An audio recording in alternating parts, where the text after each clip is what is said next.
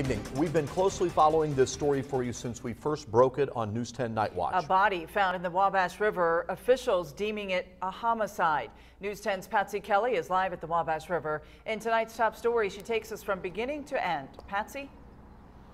Mike, Patrice, 13 days. That's how long it's been since police have pulled Michael Pollock's lifeless body from the Wabash River. Now, we still have no suspects in this case. We've been following this very closely for you since we first told you about it June 8th. Police have been working night and day on this. Now, here is a quick recap in this timeline.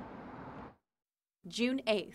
It started as a late-night water rescue. At least that's what we thought. But emergency crews pulled an already dead body from the Wabash River just south of 70 around 8:30 that night. June 9th, the Vigo County Coroner's Office rules the unidentified man's death a homicide. We learned more about the body at this time. The victim, a middle-aged white male, around 5'7". Another clue, he had a very distinctive injury. In the past, he has suffered from a right femur injury. Femur is a pretty large bone, so it was a substantial injury, would have been some recovery time. June 10th, the Vigo County Sheriff's Department and the Department of Natural Resources took a boat out on the water. They combed through the river in hopes of finding some shred of evidence to what happened. Later this day, they also conducted a ground search. June 11th, Vigo County Search and Rescue brought out their highly trained cadaver dogs to assist in the case. We've used the cadaver dogs in the past before, successfully. They seek out and find human tissue, blood, residue. Officials searched about a 2-mile stretch of the river, including railroad and river bridges. June 13th. This day, we discovered the victim's name, Michael Pollock. Officials said the evidence they sent to the crime lab helped in identifying the body. This is also the day they were able to trace Pollock's last steps before he was killed.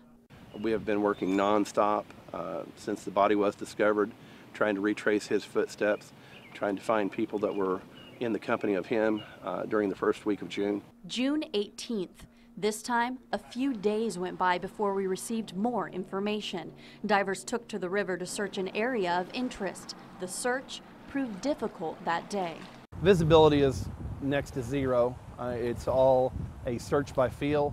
They're in about 10 feet of water. Now, it's still up to you, the public, to help in this investigation.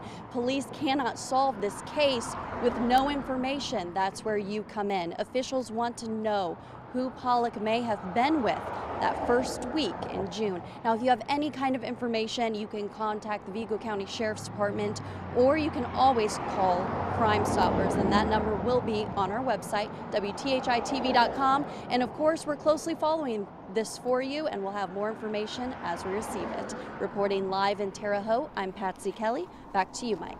All right, thank you very much, Patsy.